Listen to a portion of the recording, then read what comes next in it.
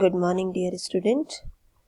As you know that we have completed the chapter number 14, chemical effect of electric current. Our last topic was electroplating, जो मैंने last video में आपको explain किया था. So today we are going to discuss NCERT exercise. So come to the first question. Question number 1 is a fill in the blanks type question. Means the statement is given to you and some spaces will be blank in between the statement and you have to fill it by the correct term. So first is most liquid that conduct electricity are solution of dash dash dash. Means mostly जो liquid जो electricity conduct करते हैं वो किस चीज़ के solutions होते हैं. वो सॉल्यूशन किसके हो सकते हैं? एसिड के हो सकते हैं, बेस के हो सकते हैं या फिर सॉल्ट के हो सकते हैं. जैसे आपको मैंने बताया कि इसमें आप कोई भी एसिड वाटर में डाल देंगे वो भी इलेक्ट्रिसिटी कंडक्ट करेगा. आप उसमें सोप डाल दीजिए वो भी इलेक्ट्रिसिटी कंडक्ट करेगा. या फिर सॉल्ट, आपके घर में यूज़ होने वाला नमक आप उसमें डाल देंगे तो वो भी इलेक्ट्रिसिटी को कंडक्ट करेगा. ठीक है. सेकंड है the passage of electric current through a solution causes. जब हम किसी भी सॉल्यूशन में इलेक्ट्रिक करंट को पास कराते हैं तो कौन से इफेक्ट उसमें होते हैं? उसमें होता है केमिकल इफेक्ट. तभी तो उसके आयन्स अलग अलग हो जाते हैं. एक पॉजिटिव की तरफ मूव करता है और एक नेगेटिव की तरफ मूव करता है. ठीक है. तो केमिकल इफेक्ट. नेक्स्ट है third, if you pass electric current through copper sulphate solution, copper get deposited on the plate connected to the dash terminal of battery. अगर आप कॉपर सल्फेट में इलेक्ट्रिसिटी पास कराते हैं तो जो कॉपर है वो कौन से टर्मिनल पे जाके डिपॉजिट होगा. इट मींस कॉपर पे कौन सा चार्ज होगा. कॉपर पे कौन सा चार्ज होता है? Positive charge. तो जब उस पे पॉजिटिव चार्ज है तो वो किसकी तरफ जाएगा? अट्रैक्ट हो नेगेटिव टर्मिनल की तरफ. तो यहाँ पे आप आंसर लिखेंगे negative terminal of battery. Next है the process of depositing a layer of any desire metal on another metal by the means of electricity is called electroplating. ये तो डेफिनेशन है इलेक्ट्रोप्लेटिंग की, तो आप इसको कर सकते हैं. ठीक है. चलिए आगे बढ़ते हैं क्वेश्चन नंबर 2 पे. क्वेश्चन नंबर 2 हमारा है when the free end of tester are dipped into a solution.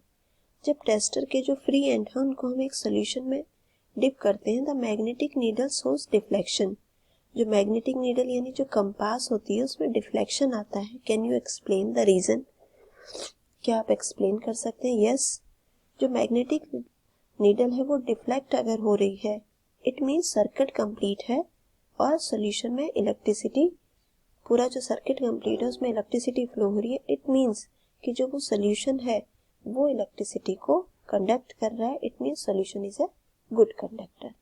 ठीक है. तो इस तरीके से आपको आंसर लिखना है. चलिए आगे बढ़ते हैं क्वेश्चन नंबर 3 पे. क्वेश्चन नंबर 3 में name 3 liquid which when tested in a manner soon in 14.5. 14.5 में आपको इस तरीके से एक फिगर दिया है. अगर इस तरीके से हम इस सॉल्यूशन को टेस्ट करें तो मैग्नेटिक नीडल में डिफ्लेक्शन आएगा. मैग्नेटिक नीडल में डिफ्लेक्शन कब आता है? जब सर्किट कंप्लीट होता है.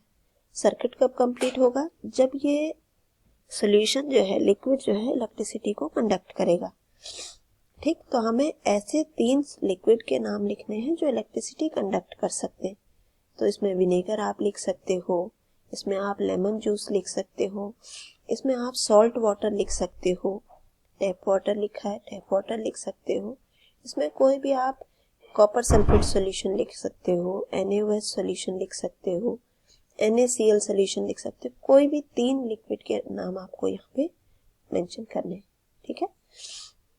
चलिए आगे बढ़ते हैं क्वेश्चन नंबर 4.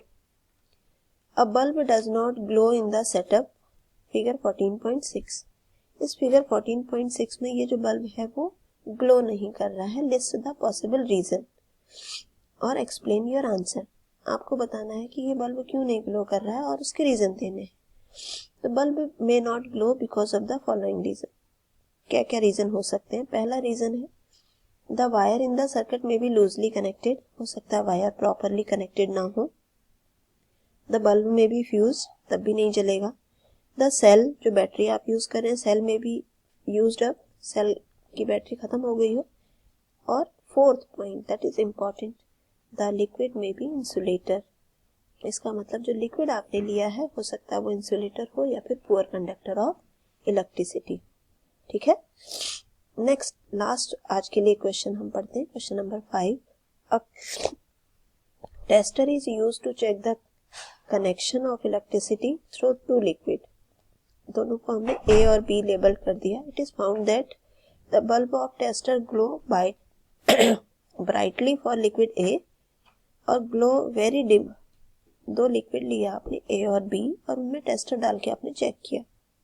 टेस्टर डाल के जब चेक किया तो जब ए में डाला तो बल्ब बहुत ब्राइटली ग्लो कर रहा था, बी में डाला तो बहुत डिम लाइट से ग्लो कर रहा है। वुड यू कंक्लूड दैट, क्या आप कंक्लूड कर सकते हैं कि क्या हुआ होगा? ये मल्टीपल चॉइस क्वेश्चन है, आपको ऑप्शन दे रखे हैं।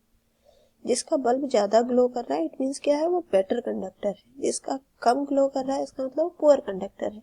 तो आंसर सीधे सीधे हो गया, liquid A is better conductor than liquid B. ठीक, चलिए लास्ट एक 6 क्वेश्चन और ले लेते हैं। Does pure water conduct electricity? If not, what can we make to it conducting? क्या प्योर वाटर इलेक्ट्रिसिटी कंडक्ट कर सकता है? और अगर नहीं कर सकता तो क्या उसमें हम ऐड करें जिससे कि वो कंडक्टर बन जाए? तो प्योर वाटर जो है वो इलेक्ट्रिसिटी को कंडक्ट नहीं करता है, बट अगर आप उसमें थोड़ा बहुत सॉल्ट डाल दें तो वो इलेक्ट्रिसिटी को कंडक्ट कर सकता है। ये हम चैप्टर के बीच में पढ़ चुके हैं। ठीक है, तो आप ये क्वेश्चन नंबर 6 तक कंप्लीट करेंगे। आगे के नेक्स्ट वीडियो में आप 17 से 12 तक के क्वेश्चन में आपको कराऊंगी। ठीक है बच्चों, थैंक यू सो मच।